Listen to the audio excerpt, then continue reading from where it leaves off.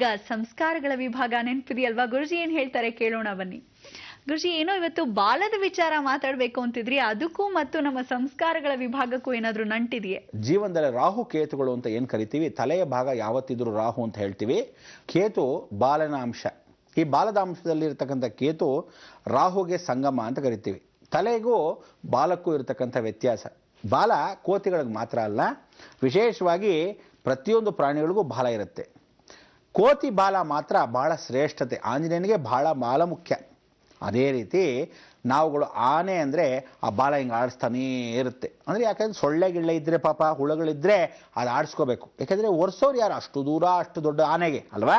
ಹಾಗೆ ಪರಿವರ್ತನೆ ಅಂದರೆ ಪ್ರತಿಯೊಬ್ಬ ಮನುಷ್ಯ ತಾನು ಬಾಲ ಮುದುರ್ಕೊಂಡು ಕೂತ್ಕೊಂಡು, ಹಾಗೆ ನಮ್ಮಲ್ಲಿ ಅಜ್ಞಾನವಾಗಿರ್ತಕ್ಕಂಥ ಜನಗಳಿಗೆ ನಾವುಗಳು ಜ್ಞಾನವನ್ನು ಅಭಿವೃದ್ಧಿಪಡಿಸಬೇಕು.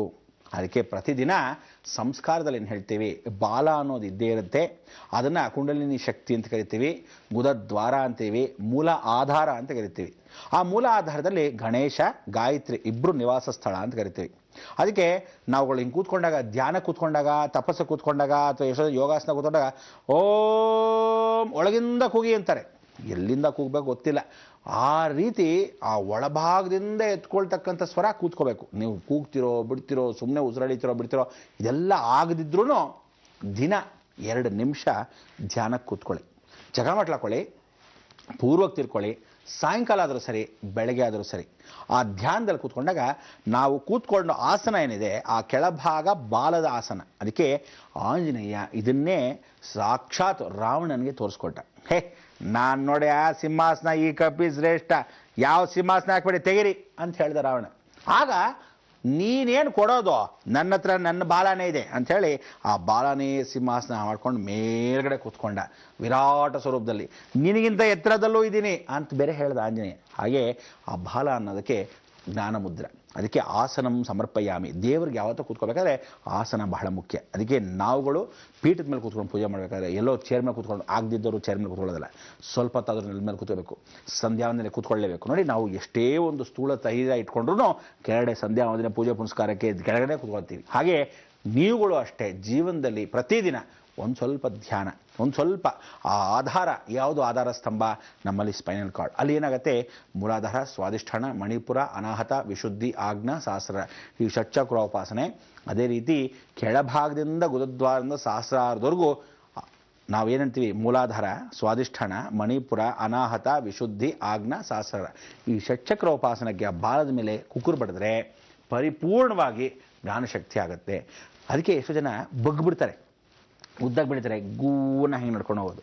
ಇಲ್ದರೆ ಬೆನ್ನೆ ನಿಲ್ಲಲ್ಲ, ಅಯ್ಯೋ ಅಯ್ಯೋ ಅಂತ ಇರ್ತಾರೆ. ಅದಕ್ಕೆ ವಯಸ್ಸಾದ ಕಾಲದಲ್ಲೂ ಈ ಬೆನ್ನು ನಿಂತ್ಕೋಬೇಕು. ಜೀವನ ಪರ್ಯಂತ ನಾವು ಕೂತಲ್ಲಿ ಕೂತೇ ಇರಬೇಕು. ಆಸನ ಬಹಳ ಮುಖ್ಯ. ಅದಕ್ಕೆ ನಮ್ಮ ಈ ಆಸನ ಸರಿ ಇರಬೇಕಾದ್ರೆ ಪ್ರತಿಯೊಬ್ಬರು ಯೋಗಾಸನ ಮಾಡಲಿ, ಧ್ಯಾನದಲ್ಲಿ ಕೂತ್ಕೊಳ್ಳಿ, ತಪಸ್ಸು ಕೂತ್ಕೊಳ್ಳಿ, ಮೆಡಿಟೇಷನ್ ಅಂತ ಅಂದ್ಕೊಳ್ಳಿ.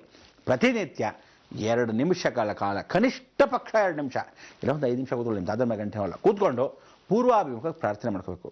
ನೀವು ಕೂತ್ಕೊಂಡಾಗ ದಯವಿಟ್ಟು ಹೇಳ್ತಾ ಇದ್ದೀನಿ, ಈ ತಲೆಯನ್ನು ಹಾವು ಅಂತ ಇಟ್ಕೊಳ್ಳಿ. ಯಾವತ್ತೂ ತಲೆ ಭಾಗ ಈ ಆಜ್ಞಾ ಚಕ್ರ, ನಿಮ್ಮ ಕಣ್ಣು, ಆ 2 ಕಣ್ಣುಗಳು ಈ ಭಾಗ ಅಂದರೆ ಮೂಗಿನ ಮೇಲ್ಭಾಗದಲ್ಲಿ 2 ಹುಬ್ಬಿನ ಮಧ್ಯಭಾಗದಲ್ಲಿ ಆಜ್ಞಾ ಚಕ್ರ ಅಂತ ರೊಟೇಟಿಂಗ್ ಅಂತ ಆಗಿರುತ್ತೆ.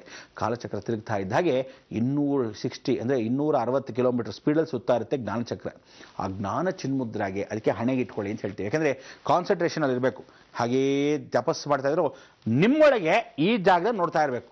ಆ ಥರ ನೋಡ್ತಾ ಇದ್ದಾಗ ಕೆಳಗಡೆ ಇರ್ತಕ್ಕಂಥ ಆ್ಯಕ್ಟಿವೇಶನ್ ಅಂದರೆ ಅಕಸ್ಮಾತ್ ಕ್ಲೀನ್ ಆಗಿಲ್ಲ, ವ್ಯಾಕ್ಸಿನೇಷನ್ ಆಗಿಲ್ಲ, ಅಥವಾ ಗ್ರೀಸ್ ಹಚ್ಚಿಲ್ಲ, ಬಾಗಿಲುಗಳು ಕೊರ್ರ ಶಬ್ದ ಮಾಡಲ್ವಾ, ಏನಕ್ಕೆ ಶಬ್ದ ಮಾಡುತ್ತೆ, ಸ್ವಲ್ಪ ಎಣ್ಣೆ ಹಚ್ಚೋ ಸರವತ್ತು ಮುಚ್ಕೊಂಡಿರುತ್ತೆ ಅನ್ನೋ ರೀತಿ ಎಂದಾಗ, ಇದೇ ರೀತಿ ನಾವುಗಳನ್ನು ಗಲಾಟೆ ಮಾಡ್ತಿರ್ತೀವಿ, ಕೋಪಗಳು ಬರ್ತಾ ಇರುತ್ತೆ, ತಮೋ ಗುಣ ಇರಲ್ಲ, ರಜೋ ಗುಣ ಇರಲ್ಲ, ಮಾಂಸಾಹಾರಿಗಳಿರ್ತೀವಿ, ಪರಿವರ್ತನೆ ಆಗಲ್ಲ, ಇನ್ನೊಬ್ಬರ ಮೇಲೆ ರೇಗಾಡ್ತಿರ್ತೀವಿ. ಯಾಕೆ ಅಂದರೆ ಅವಾಗವಾಗ ಗ್ರೀಸು. ಅದಕ್ಕೆ ನಾವೆಲ್ಲ ಈ ಗ್ರೀಸ್ ಹಚ್ಕೊಳ್ಳೋದು ಜ್ಞಾನ ಚಿನ್ಮುದ್ರೆ. ಆ ಜ್ಞಾನ ಚಿನ್ಮುದ್ರೆ ಯಾವಾಗ ನೀವು ಆಸನದಲ್ಲಿ ಕೂತ್ಕೊಂಡು ಪೂರ್ವಾಭಿಮುಖ ಕೂತ್ಕೊಂಡಾಗ ನಿಮ್ಮ ಅನುಕೂಲ. ಬೆಳಗ್ಗೆ ಆದರೂ ಸರಿ, ಸಾಯಂಕಾಲ ಆದರೂ ಸರಿ. ಬೆಳಗ್ಗೆ ಆದರೆ ಸೂರ್ಯೋದಯದ ಸಮಯದಲ್ಲಿ, ಸಾಯಂಕಾಲ ಆದರೆ ಸೂರ್ಯ ಮುಳುಗದ ಮೇಲೆ. ಏನೇಳೆ ಸೂರ್ಯೋದಯಕ್ಕೆ ಸಮಯ ಇಲ್ಲ, ಸೂರ್ಯೋದಯ ಆದಮೇಲೆ. ಸೂರ್ಯೋದಯ ಸಮಯ ಅಂದರೆ ಇನ್ನೂ ಸೂರ್ಯ ಬಂದಿರಲ್ಲ, ಕೆಂಪು ಕಿರಣಗಳು ಮಾತ್ರ ಬಂದಿರ್ತಾನೆ, ಅರುಣ ಬಂದಿರ್ತಾನೆ. ಆ ಅರುಣ ಅಂದರೆ ಅಣು ಮತ್ತು ಉರ ತೊಡೆ ಇಲ್ಲದವನು ಸೂರ್ಯನ ಸಾರಥಿ. ಆ ಕೆಂಪು ಕಿರಣಗಳು ಬರೋ ಸಮಯಕ್ಕೆ ಈ ಜ್ಞಾನಕ್ಕೆ ಕೂತ್ಕೋಬೇಕು. ಇಲ್ಲ ಮಠ ಮಧ್ಯಾಹ್ನ ಯಾರು ಕೂತ್ಕೊಳ್ಳೋಕೆ ಪ್ರಯೋಜನ ಮಾಡಬೇಡಿ. ಇದೆಲ್ಲ ವೇಸ್ಟ್ ಆಗಿಬಿಡುತ್ತೆ. ಸಾಯಂಕಾಲ ಸೂರ್ಯ ಅಸ್ತವಾದ ಮೇಲೆ ಶನಿಗೆ ಬಹಳ ವಿಶೇಷ ಜ್ಞಾನಚಿನ್ ಮುದ್ರೆ. ಆವಾಗಲೂ ಪೂರ್ವಕ್ಕೆ ಕೂತ್ಕೋಬೇಕು. ಆವಾಗ ಶನಿ ನಿಮ್ಮ ಮನೆಯಲ್ಲಿ ಕೆಟ್ಟ ದೃಷ್ಟಿ ಕೊಡಲ್ಲ, ಕೆಟ್ಟ ಮನೋಭಾವನೆ ಕೊಡಲ್ಲ. ಮನಸ್ಸಿಗೆಲ್ಲ ಕಾರಣ ಯಾರು? ನಮ್ಮ ಸಂಕಷ್ಟಗಳು. ಆ ಸಂಕಷ್ಟಗಳಿಗೋಸ್ಕರ ದೂರ ಮಾಡೋಕ್ಕೆ ಆ 2 ನಿಮಿಷಗಳ ಕಾಲ ಧ್ಯಾನಕ್ಕೆ ಹಣೆಗಿಟ್ಕೊಂಡು ಕೂತ್ಕೋಬೇಕು. ಯಾವ ಕಾಲಕ್ಕೂ ಸುಮ್ಮನೆ ಕೂತ್ಕೋಬೇಡಿ, ನಮಸ್ಕಾರ ಮಾಡ್ಕೋಬೇಕು.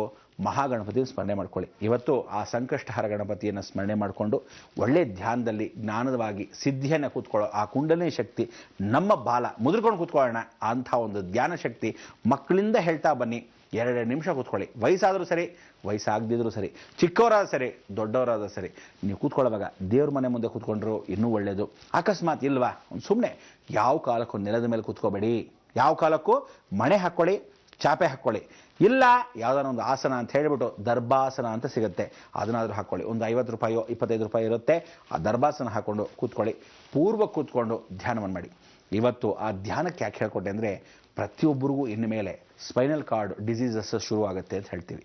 ಆ ಶುರುವಾಗೋಕ್ಕೆ ಆ ಸ್ಪೈನಲ್ ಕಾರ್ಡ್ ಡಿಸೀಸ್ ಯಾಕೆ ಶುರುವಾಗುತ್ತೆ ಅಂದರೆ, ಬೆನ್ನಲ್ಲಿ ನಾವು ಕುಡಿತಕ್ಕಂಥ ನೀರು, ಊಟ ಮಾಡ್ತಕ್ಕಂಥದ್ದೆಲ್ಲನೂ ಕೆಮಿಕಲೈಸ್ಡ್. ಅಂದರೆ ಎಲ್ಲೇ ತಿಂತಾ ಇದ್ರು ಎಲ್ಲ ಗಿಡ ಮರಗಳಿಗೂ ಅಥವಾ ಯಾವುದೇ ಫಸಲಿಗೂ ಎಲ್ಲ ಕೆಮಿಕಲ್ಸ್ ಹಾಕ್ತಾ ಇದ್ದಾರೆ. ಈ ಕೆಮಿಕಲ್ಸಿಂದ ಬಹಳ ಬೇಗ ಬೆಂಡಾಗಿ ಹೋಗ್ತಾ ಇದ್ದೀವಿ. ಬಹಳ ಬೇಗ ಊಟ ತಿಂಡಿಗಳಿಗೆ ಯಾವುದೋ ಅಭ್ಯಾಸಗಳಿಗೋಸ್ಕರ ಈ ರೀತಿ ಆಗೋಗ್ತಾ ಇದ್ದೀವಿ. ನೀವೇನೂ ಇಲ್ಲ, ದಿವಸ ಇಂಟರ್ನ್ಯಾಷನಲ್ ಏರ್ಪೋರ್ಟ್ ಬೆಂಗಳೂರು ಏನಿದೆ ಅಲ್ಲಿ ನೋಡ್ಬೋದು. ದೇವನಹಳ್ಳಿ ಸುತ್ತಮುತ್ತಲು, ಚಿಕ್ಕಬಳ್ಳಾಪುರ ಸುತ್ತಮುತ್ತಲು ರೇಡಾರ್ ಎನರ್ಜಿ, ಅಲ್ಲಿ ಲೇಸರ್ ಮುಖಾಂತರವಾಗಿ ನಾವೇನು ಮಾಡ್ತೀವಿ ಅದೆಲ್ಲ ರೇಡಾರ್ಗೆ ಸಂಬಂಧಪಟ್ಟಿರೋದು. ಆಕ್ಟಿವೇಶನ್ ಝೋನ್ ಅಂತ ಕರಿತೀವಿ. ಇಲ್ಲಿ ನೀರನ್ನು ಅಗದು ಬೋರ್ವೆಲ್ಗಳು ಹಾಕಿದ್ದಾರೆ. 1800, 2100 ಹೀಗೆ ಲೇಸರಲ್ಲಿ ಹಾಕಿದಾಗ ಏನಾಗುತ್ತೆ, ಭೂಮಿಲಿರ್ತಕ್ಕಂಥ ನೀರನ್ನ ಸುಮ್ಮನೆ ಕುಡಿತಾನೆ ಇದ್ದಾಗ ಬೆರಳುಗಳು ಹಿಂಗೆ ಆಗೋಗ್ತಾ ಇದೆ, ಹಲ್ಲುಗಳು ಪುಡಿ ಆಗಿಬಿಡ್ತಾ ಇದೆ, ಬೆನ್ನು ಮೂಳೆಗಳೆಲ್ಲ ಹೀಗೆ ಬೆಂಡಾಗಿ ಹೋಗ್ತಾ ಇದೆ. ಅಂದರೆ ನೀರಿನ ಅಂಶ ಅರ್ಥಕೋರ್ನ ಯಾವತ್ತಾಗೋದು ಲೇಸರ್ ಮುಖಾಂತರ ತೆಗೆದಿದ್ದೀವೋ ಎಲ್ಲ ಕೆಮಿಕಲೈಸ್ಡ್ ಆಗುತ್ತೆ. ಹಾಗೆ ಪ್ರತಿಯೊಂದು ನೀರಿನ ಮುಖಾಂತರ ಸರಿ, ಊಟದ ವ್ಯತ್ಯಾಸ ಮುಖಾಂತರ ಸರಿ, ಅಥವಾ ನಾವು ನಿತ್ಯ ದಿನದಲ್ಲಿ ಊಟ ಉಪಚಾರಗಳು ಮಾಡ್ತಾ ಇದ್ರೆ ಸರಿ, ಅದಕ್ಕೆ ಶಕ್ತಿ ಯಾರು ಕೊಡೋರು? ನಮ್ಮಲ್ಲಿ ಕೂತ್ಕೊಳ್ಳೋ ಧ್ಯಾನ, ಆ 2 ನಿಮಿಷದ ನಮಸ್ಕಾರ. ಆ 2 ನಿಮಿಷ ಕೂತ್ಕೊಂಡಾಗ ದಯವಿಟ್ಟು ನಮ್ಮಲ್ಲಿ ಪ್ರತಿಯೊಬ್ಬನಿಗೂ ಆ ಬಾಲ ಇದ್ದೇ ಇರುತ್ತೆ. ಕಪಿಶ್ರೇಷ್ಠವಾಗಿ ಮನುಷ್ಯನಿಗೆ ಇದ್ದೇ ಇರುತ್ತೆ, ಪುಟಾಣಿಗಿದ್ದೇ ಇರುತ್ತೆ. ಆ ಪುಟಾಣಿಗೆ ಗೊತ್ತಾಗಲ್ಲ ಏನು ಅಂದರೆ ಅದೇ ವರ್ಟಿಬ್ರ. ಅದಕ್ಕೆ ಹಾವಿನ ತಲೆ, ವರ್ಟಿಬ್ರ ಬಾಲ, ಕೇತು, ರಾಹು ಕೇತು. ಆ ಕೇತುನ ಅಡಗಿಸಿ ಕೂತ್ಕೊಂಡು ಧ್ಯಾನ ಕೂತ್ಕೊಳ್ಳಿ.